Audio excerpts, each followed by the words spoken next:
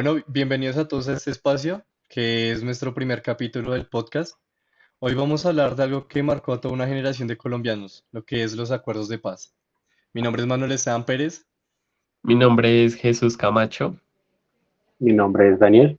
Y yo soy Andrés y esto es Entre Balas y Acuerdos. Ok, antes de arrancar, pues quiero que imagínense crecer en un país donde escuchar un tiro o ver una columna de humo en el cerro era algo, no sé, normal, donde habían zonas de territorio a las que simplemente no ibas porque era muy peligroso. Eso era la Colombia hace unas décadas atrás. Y hoy vamos a tratar de entender todo este proceso. ¿Qué pasó? ¿Por qué pasó?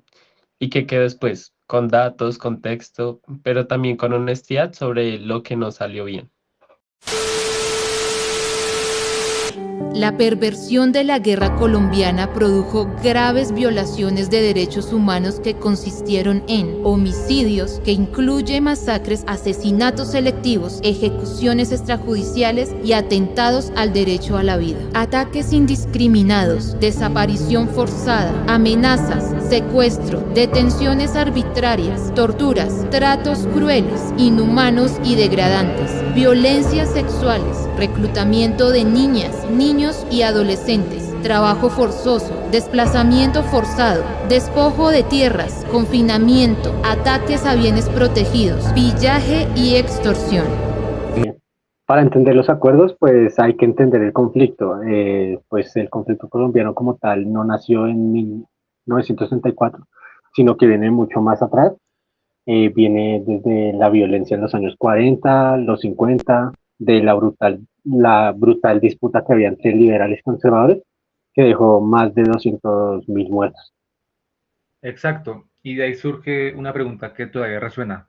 Y es que, ¿por qué en Colombia la violencia siempre encontró tierra fértil?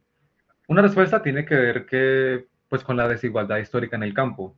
Comunidades campesinas sin tierra, sin servicios y, en fin, sin Estado. Bueno, para contribuir con esto, pues hablemos de uno de los entes principales sobre lo que es el conflicto armado en Colombia, lo que son las FARC, que se fundaron en 1964 en lo que es el municipio de Marquetalia, en Tolima, que eran inicialmente grupos de autodefensas campesinas que se radicalizaron bajo una ideología marxista-leninista, que al principio eran muy pequeños y de un número muy menor, pero con el tiempo empezaron a crecer exponencialmente. Además de ello, podemos entender que no estaban solos. También apareció el ELN, el M-19, las FARC y los paramilitares. A Colombia también llegó a tener un conflicto armado más antiguo en América Latina, más de 50 años de guerra interna. Sí, y pues a esto hay que sumarle que el narcotráfico lo complicó todo, ya que durante los años 80 y 90 los carteles como era el de Medellín o el de Cali financiaron a las guerrillas y a los paramilitares y pues el dinero de la coca transformó el conflicto, ya que pues esto ya no era solo ideológico, sino también criminal. Y de hecho, Daniel, las cifras de esto son devastadoras. Según el Centro Nacional de Memoria Histórica, el conflicto dejó más de 220.000 muertos entre el 1958 y el 2012. El tema con esto es que el 80% de estos fallecidos eran civiles. Otra cifra devastadora son los más de 7 millones de desplazados internos. Y pues por esto, Colombia fue el segundo país del mundo con más desplazados. 7 millones de personas. O sea, si lo ponemos en contexto, en una perspectiva, es como si toda la ciudad de Bogotá tuviera que huir de sus casas por violencia. Además de este contexto, es fundamental entender por qué los acuerdos eran tan necesarios en aquella época y tan difíciles.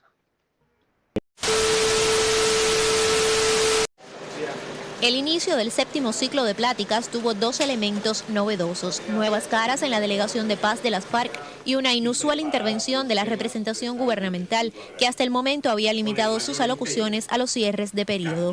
La guerrilla afirmó este martes que hallar una solución política al conflicto armado y social de Colombia es un proceso irreversible.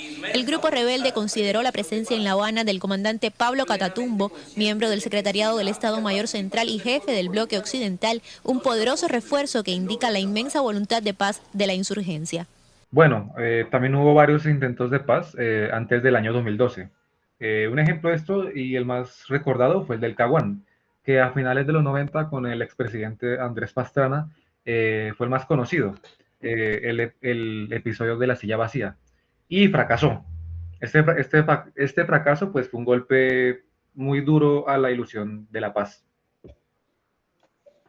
Pero ya en 2012, con el presidente Juan Manuel Santos, pues se retoman estas conversaciones, esta vez en La Habana, Cuba, y pues con la mediación de Noruega y China. Lo único que lo diferencia fue que pues esta vez fue en secreto durante varios meses antes de hacerse pública. Y claro, digamos, Santos lo hizo en secreto porque sabía que si esto se llegaba a filtrar, pues demasiado pronto el proceso se iba a politizar inmediatamente. Pues en parte tenía razón. Además de ello, la agenda de negociación tuvo 6 puntos claves. Podemos verlos rápidamente y identificar por qué son importantes. La primera es la reforma rural integral, el tema del campo y la tierra. La segunda es la participación política para los excombatientes y, como tercera, el fin del conflicto y los mecanismos del cese al fuego.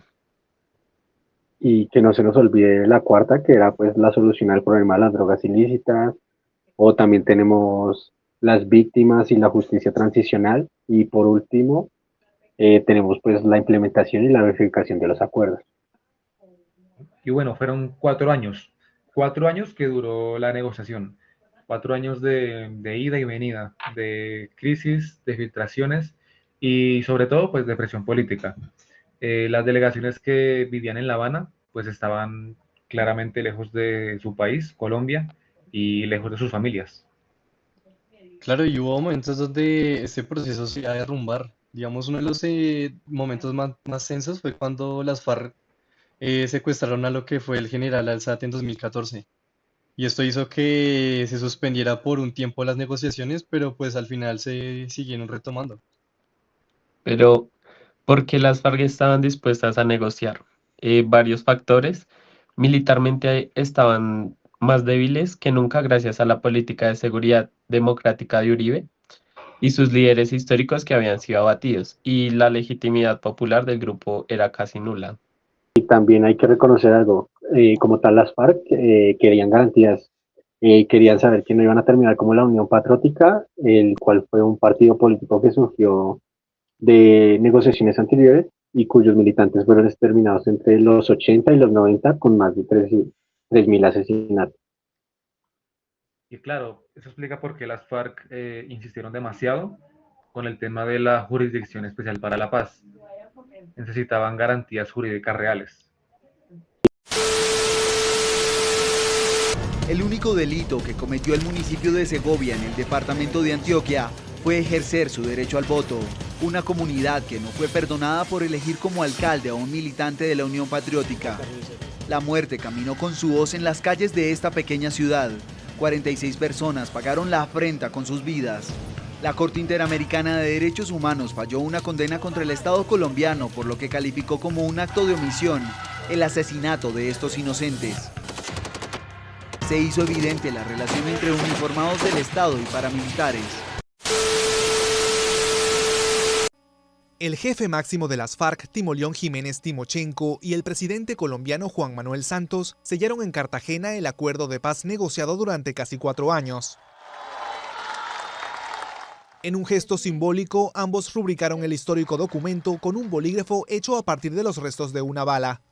La ceremonia, que contó con la presencia de 15 jefes de Estado y numerosos invitados internacionales, se realiza 6 días antes del plebiscito en el que los colombianos votarán para decidir si el pacto entra en vigor. El país busca el fin de un conflicto que ha dejado cientos de miles de muertos en más de medio siglo. Bueno, pero ahora hablemos algo que los números no capturan, como lo que es, cómo vivió esto la gente, porque los acuerdos no son solo un documento de 297 páginas y ya, sino que también son experiencias de vidas reales. Pero podemos identificar esto de cómo se vivió en las zonas donde la guerra fue más brutal, la reacción del acuerdo fue compleja y había alivio genuino. La gente podía sembrar sin miedo a que les quemaran la cosecha, podían moverse por los caminos hasta podía hablarse de ello. Sí, pero pues esto no era del todo cierto, ya que también había una desconfianza. Y pues hay que ser muy comprensible, ya que muchas comunidades habían sido prometidas con acuerdos antes, habían visto llegar al Estado solo para cobrar impuestos o para la guerra y después se iban. Y después sigue el tema de la tierra, que con todo esto de los despojos fue una de las fibras más sensibles a tocar. Y es que la reforma rural le prometía al campesinado redistribución, la formalización de sus tierras, el acceso a créditos también, y pues esto en ese entonces pues fue muy revolucionario. Sí, pero digamos que la implementación pues, de esas estrategias, de esos acuerdos fue muy lento. Y pues ahí empezaron a recrear las frustraciones. Podemos identificar en que las víctimas tienen su propio capítulo complejo, en esto en el sistema integral de la verdad, el de la justicia, la reparación y no repetición, incluida la comisión de la verdad, la unidad de búsqueda de personas dadas por desaparecidas y la JEP. No, sí, y la Comisión de la Verdad, pues liderada por el padre Francisco Rox, produjo un informe devastador y valioso, ya que pues como tal escucharon más de 30.000 personas, que fue un ejército de catarsis colectiva sin precedentes. Pero mira que muchas víctimas sienten que solo el tema de la verdad pues no le es suficiente. Y es lógico pensarlo, pues que también quieren justicia, ¿no? Y pues la verdad, ese tipo, la reparación en base a la justicia, hay que admitirlo, ha llegado de una forma muy incompleta. Sí, claro, digamos los excombatientes, eso ya es el otro tema. Digamos que más de 13.000 guerrilleros se desmovilizaron, llegaron a zonas veredales de transición y pues la reintegración ha sido lenta, difícil y llena de obstáculos. Es que muchos se sintieron abandonados por el Estado. Podemos identificar esto en cosas como estar sin trabajo, sin tierra, sin futuro claro. Además de esto, algunos volvieron a las armas. Esas son disidencias que hoy siguen activas. Te llevan a vivir una vida que tú no eliges, te ponen un arma de la mano, te cambian una muñeca por un arma, un parque por un campo de batalla, te ganas unos enemigos que nunca pensaste que te ibas a ganar, te violentan sexualmente. Las violaciones sexuales nos dañaron mucho más el alma, nos pudrieron mucho más porque estamos hoy aquí afuera, pero no hay un día, no hay un instante en la vida en que no nos despertemos o no nos acostemos y no tengamos un sueño con algo de lo que pasó en ese momento. Si no fueron repetitivas, fueron 30, 40, 50 veces. Imagínate, yo sufrí violaciones desde los 11 años hasta los 22, que fue la última vez que yo, por no dejarme violar, le disparé a un comandante, como lo hicieron conmigo, lo hicieron con muchas guerrilleras. La manera como lo hacen, salvaje. Son personas sin escrúpulos, lo golpean, cortan. En una misma violación hayan habido varios hombres, sí. Sí. Y lo más triste de esto es que cuando se le informó esto al comandante en una asamblea que era Pastor Alape, que siempre fue el comandante de nosotros en el bloque, me puso a bailar después de que terminara la asamblea con el que me había violado, diciéndome que era para evitar que los guerrilleros se llevaran una mala imagen. Te puedes imaginar el cuadro en el que uno tenga que bailar con la persona que te agredió sexualmente. La rabia, el asco. Cada vez que tú ves a tu hijo sabes de qué es producto, sabes de dónde vino. Y eso es lo más duro. Lo más duro no es tenerlo, ¿sabes? Es aprender a vivir con un hijo que viene producto de una violación. Es el ELN, algún mando, no tenemos todavía la información, que cometió el atropello y nos ajustició a unos camaradas y a unos milicianos, la cual nosotros estamos dando espera a que las cosas se calmen y se controlen y podamos llegar a un acuerdo o un diálogo con ellos. Entonces, la gente le pedimos que están en las veredas, en las comunidades, que tengan tranquilidad, que esperen, no se pongan a correr. A pesar de que hablan de un posible acuerdo, en este otro audio dan instrucciones para evitar caer en explosivos que van a sembrar como parte de su estrategia contra el ELN. Todo mundo andar por caminos y carreteritas. Nadie puede entrar a una mata, me ha dicho, a nada de matas, ni caños, nada. Todo mundo por camino y carretera. Vamos a minar toda esta vaina, que es Santana, San Miguel, por el lado del Oasis, por el lado de Fundación, por el lado de Puente Tubo, por los lados de La Punta. Toda esa área la vamos a minar. Pero además, el 10º Frente en esta otra grabación no solo reconoce el conflicto, sino que se refiere a su posición frente a integrantes de la comunidad que siga al ELN. Con la justificación de incitar una confrontación armada entre el ELN y nuestra organización, el 10º Frente Martín Villa. Manifestamos de manera clara, tajante, que las FAREP no vamos a combatir, ni vamos a tomar medidas de represalia, ni vamos a tomar rivalidades contra militantes, contra bases sociales, contra ninguno de las organizaciones sociales que tengan cualquier tipo de vínculo con el ELN. El acuerdo se firmó ya casi una década, pero pues ¿qué quedó? Hay logros innegables y fracasos dolorosos. Bueno, arranquemos por las buenas, ¿no? Y es que Colombia vive el periodo de menor violencia relacionada con las FARC en los últimos 50 años. También es que las masacres atribuidas a estas guerrillas prácticamente pues desaparecieron, son casi nulas. Y las regiones enteras que estaban en guerra tienen hoy una paz relativa. Claro, digamos que entidades como la JEP están funcionando. Han aparecido fosas comunes, se han avanzado en la verdad sobre crímenes como por ejemplo los falsos positivos, soldados que asesinaban civiles y los vestían de guerrilleros para inflar resultados militares. Eso antes era imposible que se reconociera. Pero además de los logros, también tenemos algunos fracasos que son enormes. El asesinato sistemático de líderes sociales a través del tiempo y excombatientes han sido una tragedia. También desde la firma, más de 1.300 líderes sociales han sido asesinados. Eso no es un dato estadístico, sino un genocidio silencioso. No, sí, y pues también hablando de lo malo, pues podemos hablar de la reforma rural, ya que pues esta sigue pendiente en su mayor parte. La sustitución de cultivos de coca avanzó poco, el narcotráfico llenó el vacío que dejaron las FARC, con otros actores como fueron, pues, como se decía anteriormente, las disidencias, el ELN o grupos del Clan del Golfo.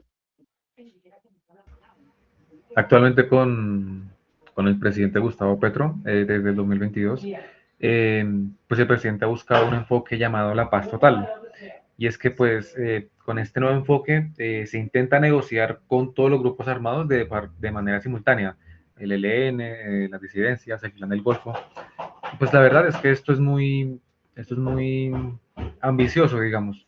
Algunos lo ven como una segunda oportunidad y otros la verdad lo ven con ojos de escepticismo. Lo que sí es claro es que la paz no llegó con la firma, sino que la paz se construye todos los días, en cada comunidad, con cada escuela que se abre, con cada título de tierra que se entrega o con cada desaparecido que encuentra su familia.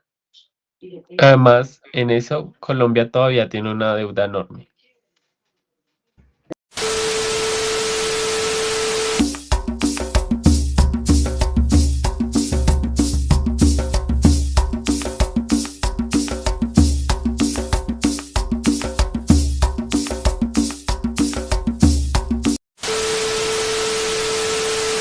Para cerrar, me parece muy importante preguntarnos, ¿valió la pena este proceso? Y yo creo que sí, aunque la verdad, a decir verdad, es una paz muy incompleta. No, sí, pues o sea, como tal, es una paz incompleta pero pues es preferible mejor que una guerra completa, ya que pues los muertos de antes no volverán, pero los que no han muerto gracias a los acuerdos, eso es una victoria invisible. Lo que aprendemos de Colombia es que la paz no es un evento, sino que es más como un proceso. Es un proceso largo que viene consigo dolor, también viene consigo un montón de retrocesos, pero es posible. Con ello yo puedo agregar que los acuerdos de paz son solo el comienzo. Lo más difícil viene después, que es construir el Estado en territorios, dar tierra, dar dignidad y dar futuro a los colombianos. Bueno, muchísimas gracias por acompañarnos en este episodio del día de hoy. Si quieren profundizar, les recomendamos el informe de la Comisión de la Verdad. Se llama ¿Hay futuro si hay verdad? Y está disponible de forma gratuita en línea. Hasta la próxima. Hasta la Chao. próxima. Gracias. Muchas gracias. Hasta la próxima.